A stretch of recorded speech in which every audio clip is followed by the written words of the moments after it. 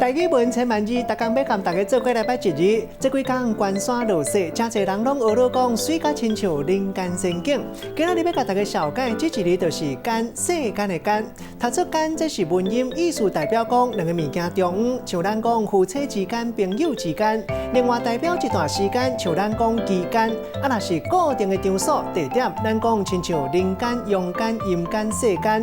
背音读做经，代表讲固定的时间内、空间内。就咱讲洗身躯经、食饭经，细汉捌听过电动经，啊，若是空间的单位，咱讲是一经一经。带大家做伙来小解两个词。头一个读做易经啊，也就是洗身躯经；第二个词读做世间，代表讲世俗凡间天下的。